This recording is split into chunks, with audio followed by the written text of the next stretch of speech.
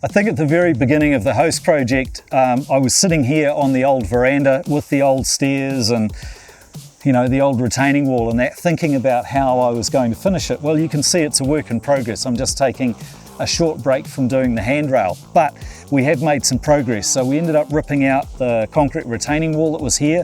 The stairs have gone and we've rebuilt the veranda. The new spouting's on, the new roofing's on, my brackets can stay. And then I've been walking around the streets looking for inspiration. What's the right thing to do in terms of the original detail for a cottage like this? So I'm going to put the handrail in, vertical balusters, and then just a really simple cross pattern is going to go through here. And to be honest, this sort of work, this is me in my happy space. I'm really looking forward to finishing that, lay in some good quality soil, get some planting underway, baseboards are on, new set of stairs to come. Still a little bit of work to do, but I think it's good progress. I really like this room. So I love the fact that I get a glimpse of the mountain, I get a bit of a view of the steeple in the background. It's going to feel like a really nice, simple room, but I think it might just need something a little extra.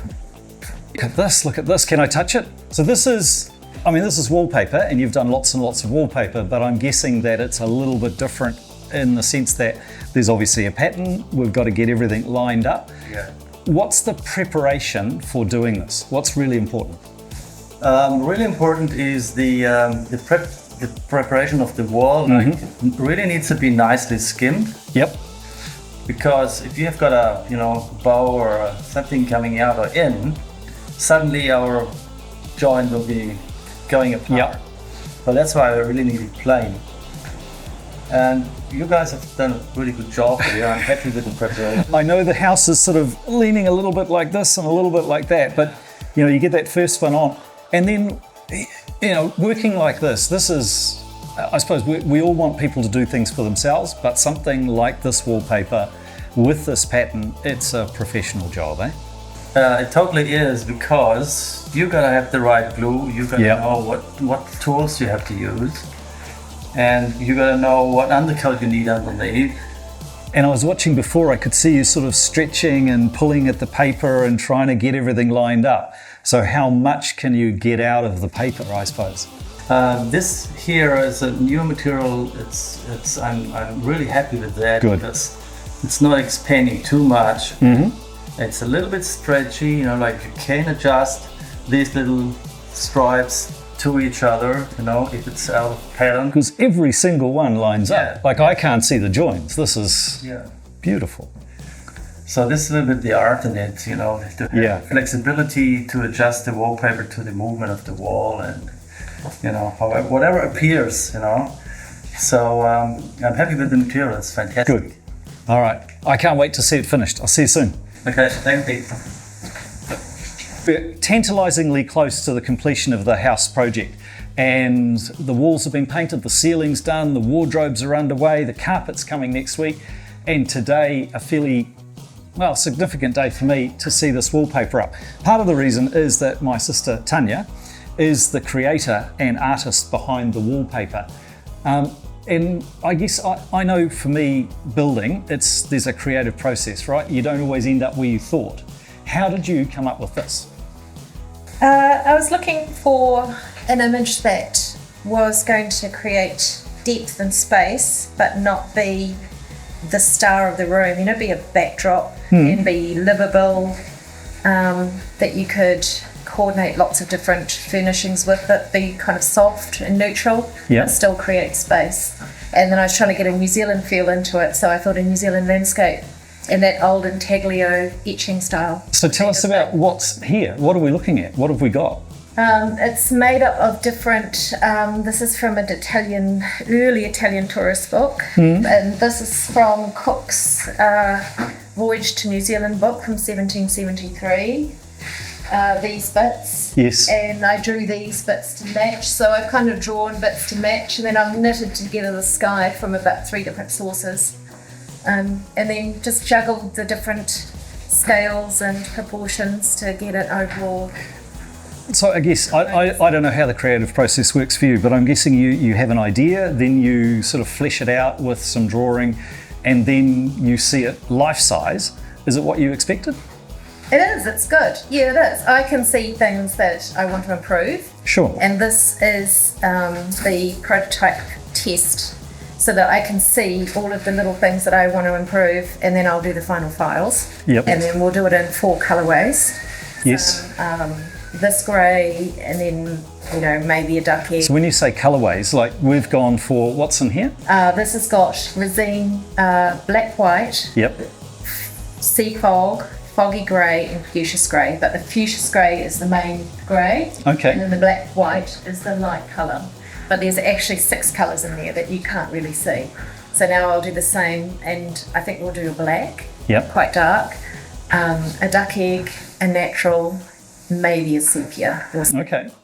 So what you're also saying is that this wallpaper may change when it goes into production, in which case we now have an original. Yes. No one's ever going That's to right. have Nobody's this. ever going to have the same. I'm stoked about that. It will be minor changes Yeah. that only I can see because I'm fussy. But this is the prototype. Yes, this is the prototype. This is the prototype. Yep, this is the prototype. It looks, and I tell you what, like I've stared at this wall for a long time, and then coming in today and seeing it, one of the comments someone said to me is, oh, if you wallpaper, especially if it's a pattern, it's going to make the room smaller. But the feeling that I had coming into the room this morning is that because it's a landscape, it feels like you're looking way, way out to the distance. Exactly, and that was the point. That was what I was trying to get. And then when it is actually designed in repeat, so this room is the length of the repeat. Yes. But if you had a 10-metre You just, this, repeat it and it would carry on. So that determined a lot of the composition of how I designed it. right. So there's a knoll here, like a hill, Yeah. and the hill's on the other side, and there's a kind of valley in the middle where it disappears through, so you get that kind of perspective going through the middle there. So that, you tried to get that perspective. Yeah. I think it's wonderful. And interestingly enough, the foggy grey that's in here is going to be on the doors as well. Oh, that's great. The And foggy grey I didn't is know the that light. when you were doing this. So that's great. The foggy grey is that light tone in there. But yeah, most of it's Karen Walker fuchsia grey. Yep. Quarter fuchsia grey. Quarter fuchsia grey. It gets very fine details, doesn't it? Yeah. Look, I think it's wonderful and I think it's super exciting that it's here in the house. Excellent. I'm really happy with it. I'm Good. More happy with it than I thought. But that's that whole perfectionist thing, eh? You're always, you're looking at it and finding fault, and I'm looking at it going, I think it's stunning, and I think everyone else who's going to come in here is going to go, wow, that is mind-blowing. Great. It's beautiful. And as you say, I worked on it on a computer, so I was only ever looking at it about this big. Yes. And then I worked in it third scale, so even when I printed it out, I could never really see how it was in scale. So this was never that big, it was always smaller. So just to see how much definition you got. Yeah. And it hasn't lost all the definition. It's really crisp. They did a fantastic job printing. Yeah, no, it's beautiful. And great job colour matching. Yes. And I mean, look, as it's going up, you wouldn't know that there are 9 pieces, 9 drops of wallpaper up here. Can't see, we can't find the joins. No, and I mean, this room's 3.7 basically. So what you're saying is if you had a 6-metre room or a 10-metre or whatever, or if you just had a smaller room as a feature, then you just take, that's the pattern that they'll give you. Exactly. And Wow. you could choose any section you wanted if you had a smaller room. So you could say, I want this picture of the design Yes. or this piece, and they'll just print that for you. Yeah. Seriously, I think it's fantastic. Great. Thank you.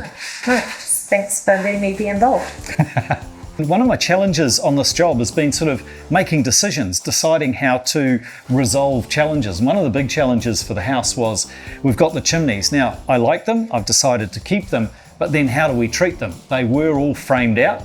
In this instance, I've stripped all the framing out, seen the brickwork, realised it's all a little bit asymmetrical and it was pretty rough. So I've scraped this one down and had the guys come in and do a rock coat render over this whole area. And then, to be honest, I was going to paint it, but I really like it. So we're going to clear finish this, but the other room is different. So this here is the same chimney as in the living room, and it's basically had the same treatment. I've scraped it all back, cleaned up all of the brickwork.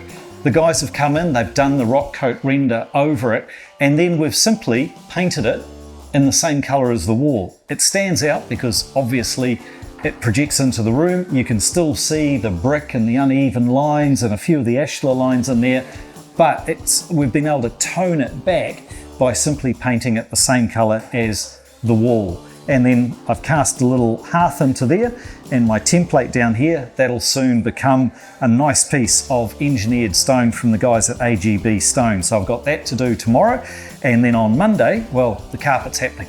So a little more progress on the Huis Project, and this is kind of exciting. And this is one of those ones where you start out with an idea of what the bathroom's going to look like, and it changes in part because you're inspired by things that you didn't know about. And for us on this one, always kind of knew that I wanted the subway tile. I think it fits the house, but we had a completely different idea for floor tiles. So going into tile space, having a look at what was available has meant that we would have come away with this large format, essentially a sort of marbled tile. We actually laid them all out and chose which one goes where. We've got the floors down, most of the walls down. Lee's got a tile up to about here, and then, well, we're ready to start fitting off the bathroom. One of the things that's probably been a really big challenge for me is, you know, I love the building, I love doing the work. To be honest, choosing colours and things like that, it's not my strong suit. So I really, even from a chart, I still need to see it. And it's fair to say we've been through our fair share of test spots, and there are colour splotches all around the place. The big decision that we have to make today is I've done corrugated iron on here. I've just picked up sort of offcuts of corrugated iron for the fencing. So what I've been able to do is grab a couple of test spots, and I've got half Baltic Sea, which is going to be the chimney colour. I've got Element, because to be honest, it reminded me of licorice, and I like licorice. And then we've got Nero, which is actually the colour that I'm going to use on the front door. But in different places, they kind of appear different. So test spots, I think, have saved me a lot of reworking. You know, there is that phrase, and I'm constantly thinking about that you can't make an omelette without breaking some eggs. And this looks like I've just dropped the entire tray of eggs on the ground. So it's a little bit messy, but there are some hints of what is to come. So I've been able to formalise what's going on in my backyard because I had different sorts of fencing, right? And I wanted it to appear cohesive. So I've used some colour steel corrugated iron, really simple product, really simple to install, and I've simply wrapped the inside of all of the fences. We've taken out some of the old vegetation in here, really simple planter box in, and then where the old shed was, which I'm still really sad to have lost it, but it's had to go. So I've done the slab for a 10 square metre sleep out. That might be a project for another day, but at least I've got the slab in. Wrapped all that fencing around, and then the retaining wall here, we've done cast in situ concrete. So we used some 13mm pump mix from Firth and simply built shutters with the wood grain obviously visible once we've removed all of the boxing.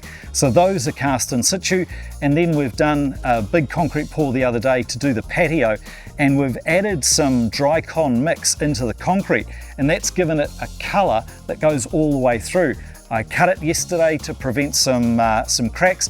I've got some channel grade in underneath the house, so that part of the story is just about ready. Some topsoil to go down on here in preparation for the ready lawn, some good soil to go in before I start planting, a garden bed that I'm going to put there because it's just outside the kitchen window. So if I have a big tidy up and I have a good couple of days, this space will be transformed. So what I really wanted out the back here is a really simple space. It doesn't have to be busy, it doesn't have to be too cluttered or too fussy. And to be honest, there's nothing simpler than concrete. And by using some rough sawn boxing, we've got that wood grain face on the inside. And I've used this detail at the front of the house, so it kind of ties it together. And you know, a really simple surface is some concrete. So we've gone for a coloured concrete in here. It's got good fall to go away. I can imagine a dining table here. I can imagine an umbrella. Open up these Altus bifolds, and suddenly this is a really nice outdoor space. Potentially you learn actually quite a lot about the history and the behaviour and the habits of the previous owners, and we're talking about people having lived in this house for like 115 years or thereabouts. And in the back of the house, or in the back corner, there was stuff all over the place. I found what looks like bits of bridle. I found some slate which would have come off the roof. We found lots and lots of bottles. So obviously they didn't have rubbish collection. Everything went into the backyard, but I guess a horseshoe, that's got to be a bit of luck. Very exciting delivery just the other day. The Escea fireplace. Now this is a brand new design for Escea. So I think this one actually, first one in the country. And the format of the screen is going to be more square, which is going to fit into that old existing opening really just absolutely perfect. So I've still got some work to do. Obviously I've got to unwrap it, I've got to get it across there to the chimney, and then I've got the instructions. I can start setting up for the fireplace and then the installation. It's relatively straightforward what's involved. What's really interesting is that the flue kit that comes with it is 100mm pipe and then an 80mm pipe, and that's all connected to a power flue which will go on the top of the chimney. I've also wired it for data, so if I can get some Cat6 cable in there, then I'll be able to control the fireplace from my phone.